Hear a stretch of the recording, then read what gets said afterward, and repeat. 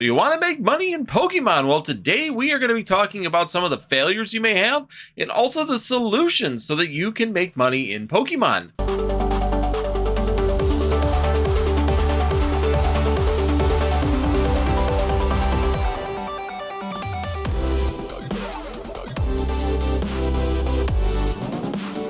All right, guys, so today we're just going to take a look at what's going on in Pokemon and how you can make money.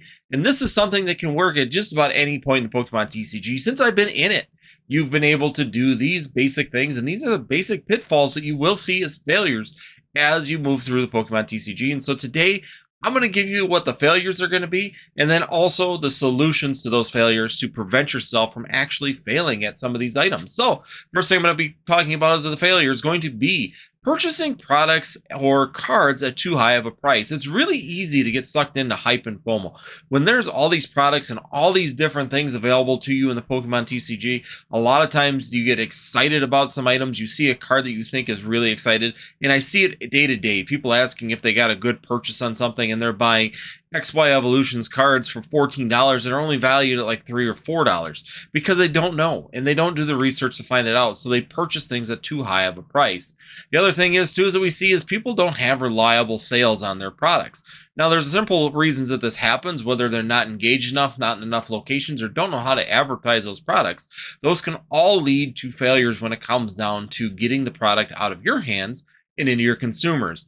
And the last part that it's going to be talking about is the market fluctuates too much. Now that's a big complaint that we have with a lot of people right now that it started in 2020 and in 2021 is that now the market's too volatile. It's up for 1 second and then it's down really quickly. And today we'll be talking about some potential solutions to stop that from being a problem for you as you move forward into your Pokemon journey, whether it's Pokemon investing, the Pokemon market, collecting, whatever you're into. These are some things that you could be looking at doing in order to have solutions to potentially give yourself that little nest egg that you're looking at creating over time.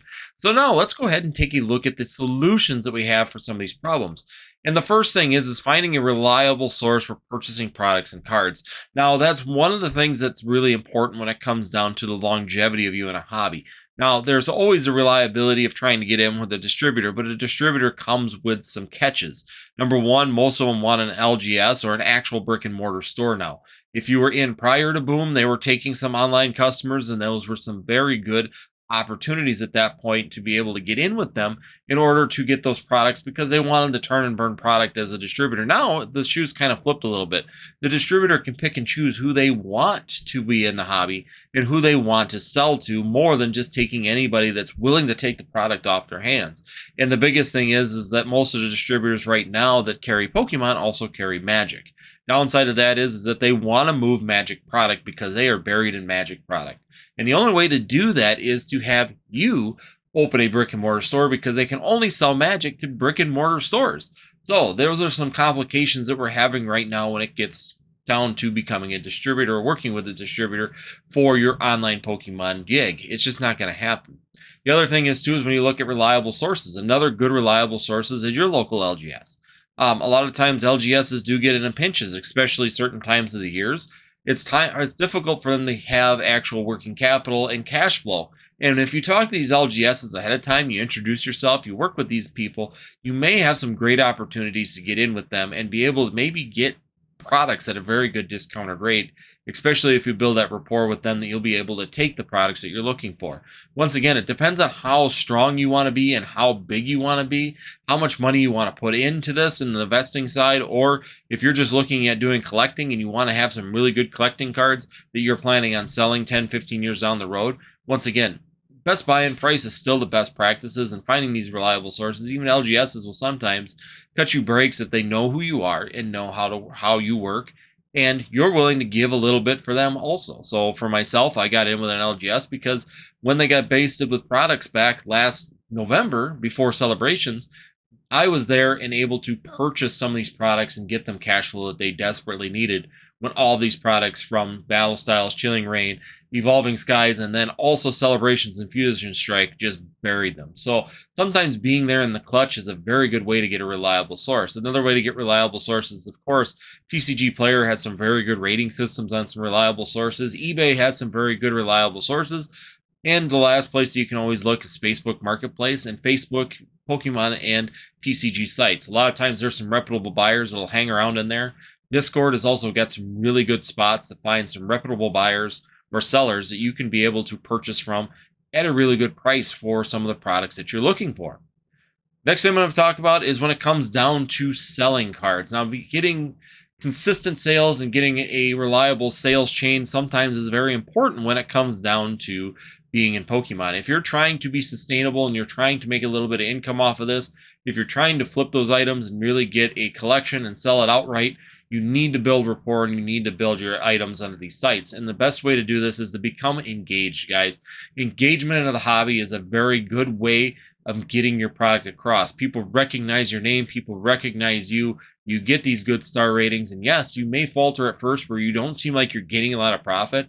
So a lot of times when I was starting out, I would sit there and put up some really low-end products that I knew that I was probably going to break even or maybe slightly fall below, just to get that rapport and building, especially on TCG Player, especially on some of these Discord sites and even eBay. You know, the thing is that if you become a reliable place to purchase things, then people are more likely to come to you when they're looking for items. I have people regularly messaging me looking for certain products. You know, do you know where I could get this? Or do you by chance have this? Have you seen these come through in collections? And if you do, please contact me. I have a book of people that are looking for certain items. So when I'm purchasing collections, I have an outlet to be able to sell these items for. So that's something that it's a building step. But overall, it becomes very important to be engaged in this hobby and be engaged with the people.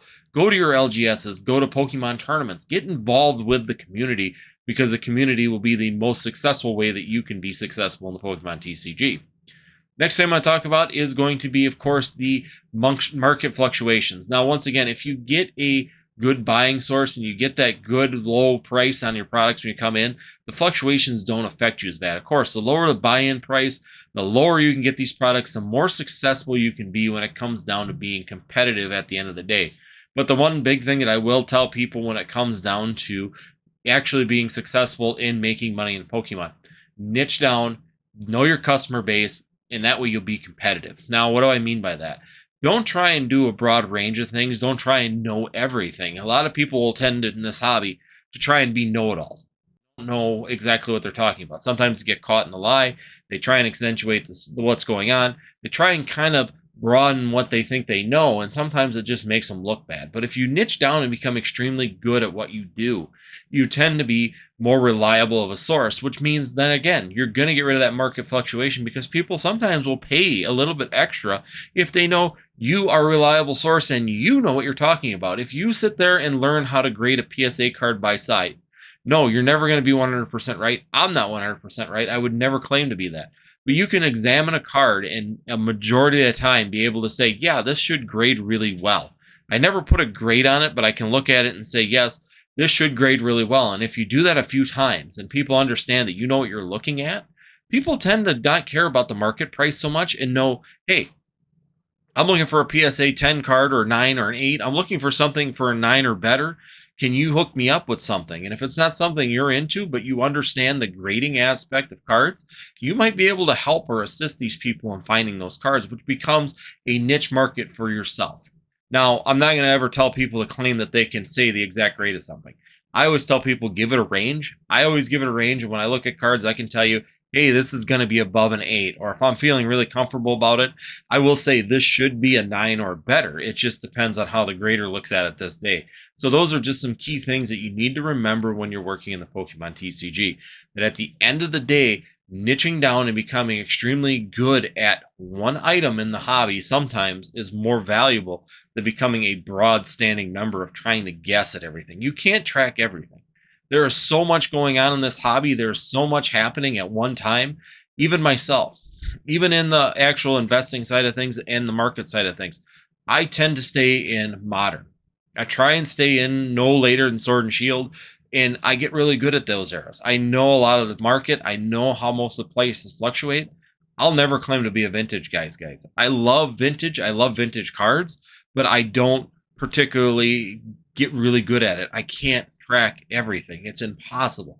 It's impossible unless you know how to really use technology to track every single aspect of the Pokemon TCG, whether it's a competitive played card, whether it's a collector's item, whether it's a rarity, or whether it's something that there's a low amount of PSA cards and graded cards on. It's just not possible. So niche down, get really good at an area of the Pokemon TCG, become a professional at one section of it where you can become a reliable source. And then if you want to, as you get comfortable and understand where you can keep getting that data from that area, then definitely you could broaden out to start opening yourself up more and more. I find myself opening up more and more every day, just depending on how comfortable I am with the knowledge I already know. So become good at something, niche down, and that way you can become competitive in these markets to where someone may not necessarily look at the market price, but look at you.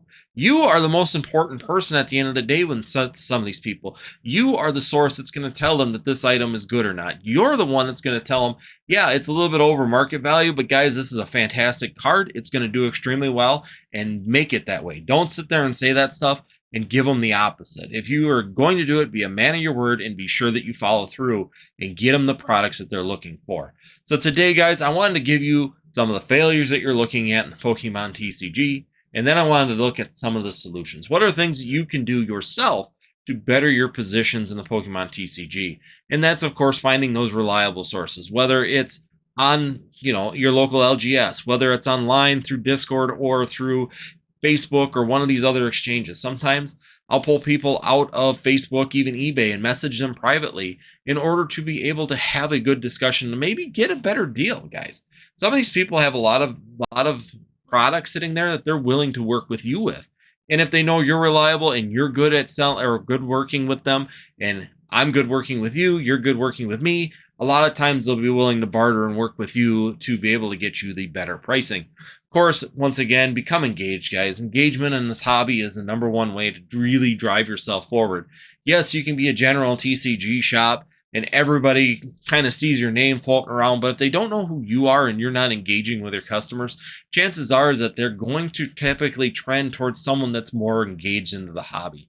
It's just a tendency is that if you're more comfortable and you know someone, you tend to be willing to move towards that person and actually buy with them. And last but not least, understand your customer base. Do some research, understand, are these customer bases tournament players? Are they collectors? Are they actually just other flippers? Who is this customer base?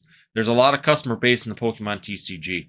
Taking the time to understand who these people are will help you drive the marketing and niche down to better serve those customers. And if you can better serve those customers in a niche market and become very good at that niche, you can be very, very successful in Pokemon TCG. We see a lot of people out there that are very good at one thing.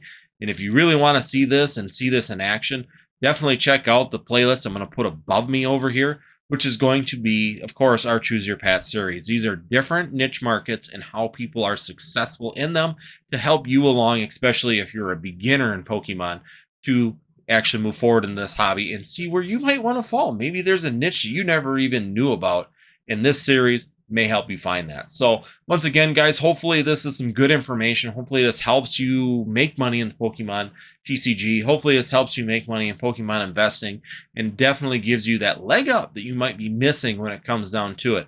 Especially with those pitfalls, make sure you don't get hype and FOMO. Make sure that you have a reliable place for sales. Be engaged to get that. And once again, be sure that you understand market fluctuations and definitely get that good customer base and niche down to something where the market may not affect you as much as you think if you are a reliable, good source and are competitive in this end of the market by knowing what you're talking about and knowing the information. So once again, guys, hopefully some good information. If you did make it this far into the video, as always, guys, be sure you hit that subscribe. We are getting closer to 2,500 subscribers. Also, be sure that you hit that like button. It's important you do that because it really does help us out. As always, guys, if you do like this kind of information, I'm going to put up these 2 videos up over here for you afterwards so that you can enjoy and check out that information. Also, other than that, guys, if I did help you out, I hope to see you again here on Northwoods TCG.